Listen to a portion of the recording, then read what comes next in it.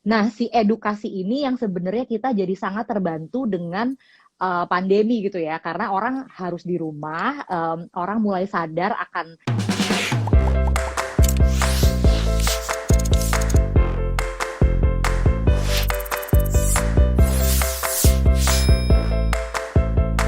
Halo semuanya, nama saya Cempaka Asriani. Saya adalah CEO dan co-founder dari Sare Studio. Salah satu tantangan terbesar dari membangun Sare kan sebenarnya adalah kita tuh harus terus-menerus mengedukasi pasar akan pentingnya baju tidur yang berkualitas dalam menunjang atau dalam memberikan kita tuh kualitas tidur yang lebih baik. Nah, sebenarnya tuh kan itu adalah tantangan terbesar karena walaupun tadi sepertiga hidup kita tuh dihabiskan tidur, tapi kalau kita lihat secara personal gitu ya, baju tidur tuh selalu baju nomor sekian deh yang dipikirin gitu. Orang pasti mikir kayak oke, kuliah pakai baju apa, kerja pakai baju apa, mau ke kondangan pakai baju apa, tapi berapa banyak sih orang yang beneran mikirin kayak oke, kalau tidur aku harus pakai baju ini gitu. Biasanya tuh kalau pakai baju tidur itu kan kalau nggak baju pergi yang udah belel, kalau nggak kaos oleh-oleh gitu kan. Bener. Ya. Jadi ya itu memang fakta gitu, dan memang itu kita sadari juga dari awal. Tapi apakah baju itu salah? Tentu tidak gitu ya. Cuma memang yang belum banyak disadari adalah ketika baju tidur yang dipakai untuk tidur itu memang tepat gitu ya, dengan teknikalitas atau konstruksi yang memang diciptakan untuk tidur, sebenarnya itu akan menambah kualitas tidur itu sendiri.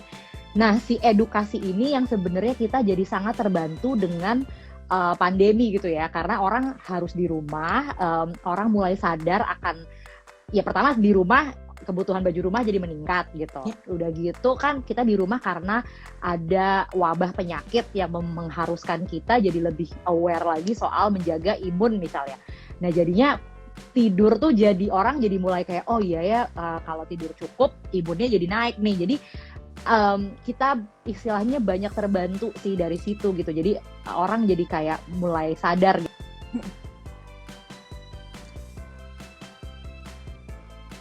Sepertinya di aku Mbak Cempaka. Nah kan, ya jadi agak nge-freeze nih Mbak tadi. Ya. Gitu ya? Sekarang udah oke belum? Iya, ini udah. Ada nggak sih kiblat Sare Studio dalam model atau motif piyamanya? Untuk kiblat sih sebenarnya mungkin ya customer ya. Dalam arti kita selalu lihat customer kita itu sebenarnya kebutuhannya apa. Nah, gimana cara lihatnya? Pertama ya kalau kenal ya kan bisa lihat ya gitu ya, kehidupannya sehari-hari gimana gitu, atau keluarga gitu kan tinggal ya bisa lihat langsung, atau kalau enggak ya kita bisa biasanya lihat sosial medianya dia, apa sih yang dia posting, lagi suka ngapain. Jadi kita juga tahu misalnya kayak customer Sare itu misalnya sekarang semua orang sempat kan naik sepeda gitu. Nah, apakah customer kita tuh juga pesepeda atau lebih yoga atau lebih lari? Nah, itu tuh biasanya kita cari tahu. Jadi kiblat kita tuh selalu customer.